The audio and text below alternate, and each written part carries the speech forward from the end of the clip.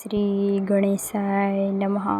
મિત્રો, આપ જોઈ રહ્યા છો યુટ્યુબ આપની ચેનલ સ્વમાન કા માર્ગ. તેમાં આપનું હાર્દિક સ્વાગત છે. મિત્રો, આજે આપણે શ્રી રામદેવજી મહારાજના પરસાઈની વાત સાંભળવાના છીએ. જો આપ મારી ચેનલમાં પહેલી વાર હો તો મારી ચેનલને લાઈક, શેર, સબસ્ક્રાઈબ કરી લેજો. જો મારા આવનારા વિડીયો તમારી સુધી પહેલાં તુરંત પહોંચે. ધન્યવાદ. જય રામાપીર. બોલો 12 બીજના ધણીની જય. રામાપીરની જય.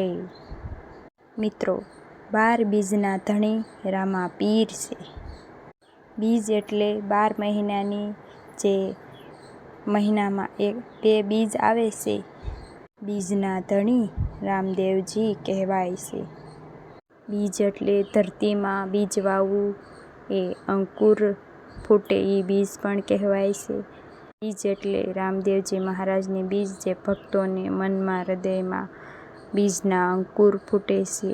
તે ભક્તિભાવથી બીજ રામદેવજી મહારાજની પૂજા કરે છે, રામદેવજી મહારાજનું સ્મરણ કરે છે. એ બીજ રામદેવજી મહારાજની બીજ કહેવાય છે.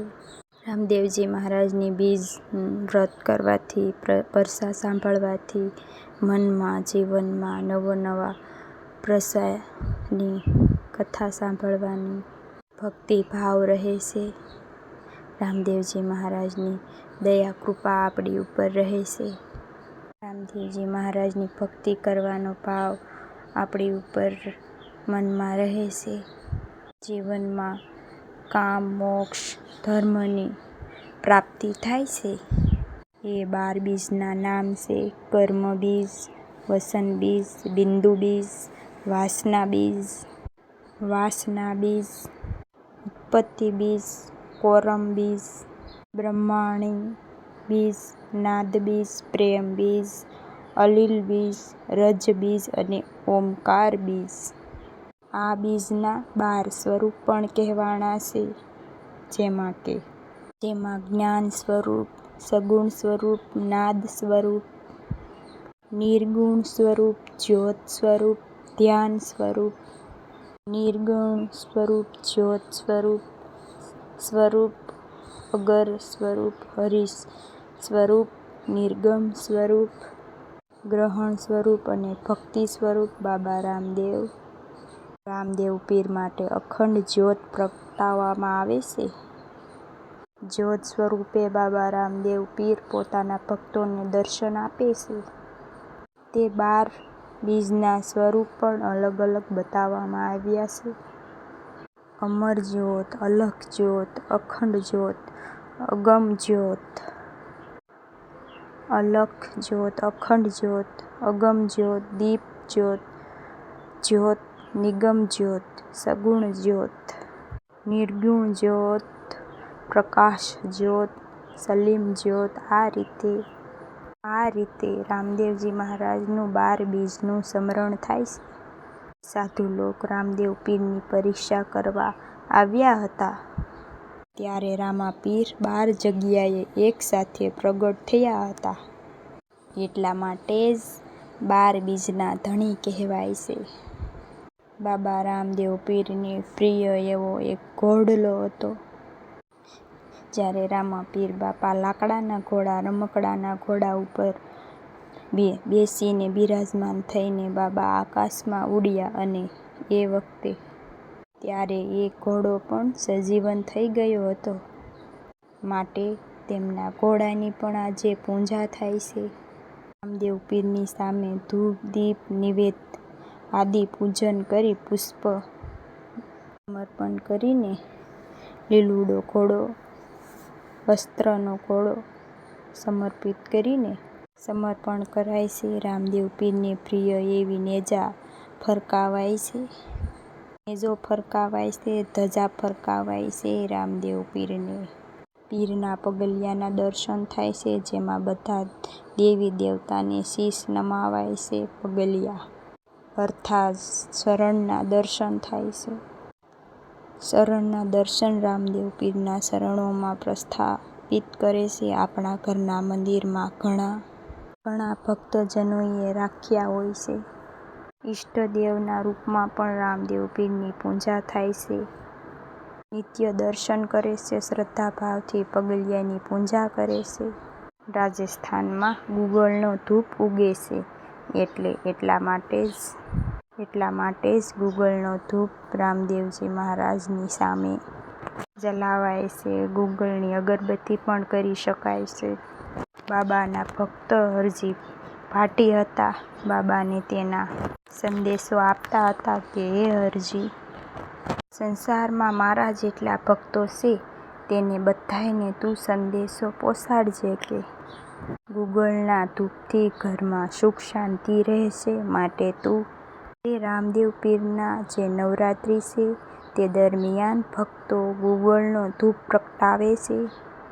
ઘરમાં તેની ધૂપ માળી આપે છે, જેનાથી નકારાત્મક પ્રભાવ દૂર થાય છે અને બાબાનો નિવાસ ઘરમાં રહે. અને બાબાના ભક્તો નિત્ય ગુગળનો ધૂપ કરે છે. આ ઉપરાંત લોબાનનો પણ ધૂપ કરે છે, હવન કરે છે. ત્યારબાદ બાબાની પ્રસાદી રૂપ કાજલ પણ કહેવાય છે. જ્યાં નિજ મંદિરમાં અખંડ જ્યોત પ્રગટેલી રહે છે ત્યાં અખંડ જ્યોતમાંથી કાજલ બને જે કળશ બને છે કે એ કાજલને શ્રદ્ધાળુ પોતાના ઘરે લાવે છે અને દેશી ઘીમાં મેળવીને તેને આંખમાં આંજે છે. જેથી કેટલાય પ્રકારની બીમારી નષ્ટ થાય એવી માન્યતા છે. બાબાની કૃપા પ્રાપ્ત કરવા માટે ભક્તજનો આ રીતે બાબાનો પ્રસાદરૂપ કાજલ ઘેરે જે આપણે અખંડ જ્યોત પ્રગટાવેલી હોય છે ત્યાં પણ કાજલ થતી હોય છે, તે પણ પ્રસાદી રૂપ લઈ શકાય છે. રામદેવજીની પૂજામાં જાગરણનું પણ મહાત્મ્ય છે. જાગરણ કરીને પણ ભક્તો આખી રાત બાબાના મંત્ર જાપ કરે છે. ધૂનની રમઝટ બોલાવે છે. ભક્તિ રસની ગંગા વહાવાથી રામદેવજી પીરનો હેલો સંભળાય. ઈંદળા પીર તરીકે જાણીતા શ્રી રામદેવ પીરની અત્યારે સાધના થાય છે, આરાધના થાય છે. ભક્તો મંત્ર જાપ કરે છે. ભક્તો નવરાત્રિનું વ્રત કરે છે. રામદેવ પીર કે જે ચમત્કારી શક્તિ સાથે પ્રગટ થયા હતા, જે ભગવાન કૃષ્ણના અવતાર મનાય છે. રામદેવ પીરના પિતાનું નામ છે રાજા અજમલ અને તેમની માતાનું નામ છે મિનલ દેવી.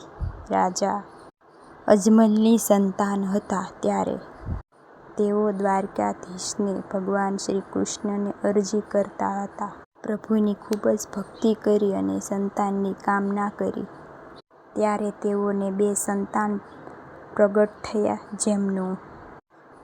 તેમનું નામ હતું વિરમદેવ અને મોટા દીકરાનું નામ વિરમદેવ, નાના દીકરાનું નામ રામદેવ. રામદેવજીનો જન્મ ભાદરવા શુક્લ પક્ષની બીજના દિવસે થયો હતો. રામદેવ પીરે 33 વર્ષની ઉંમરે કહેવાય છે કે ભાદરવા શુક્લ પક્ષની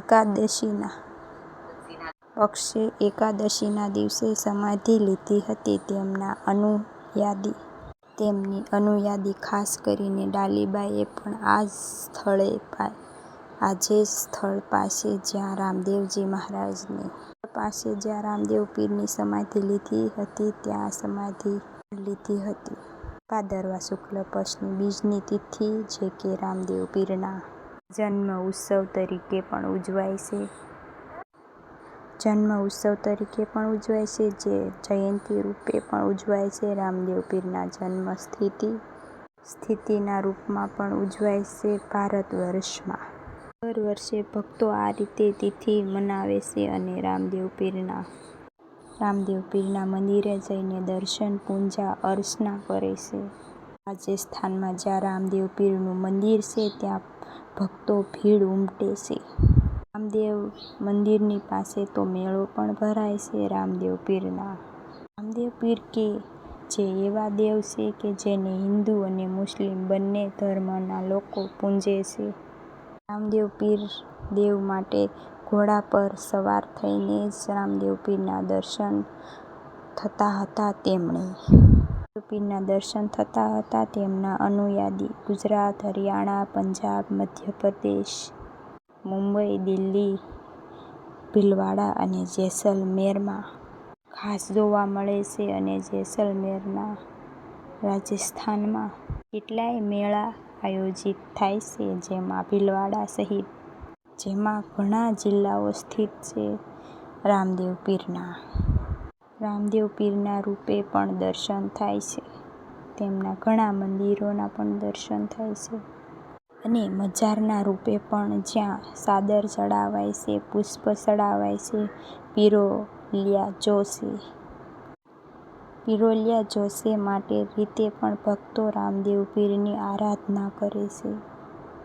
બાબા રામદેવ પીરે જીવનભર ભક્તો અને તેમની આસપાસ રહેલા લોકોને જેઓ તેમને માનતા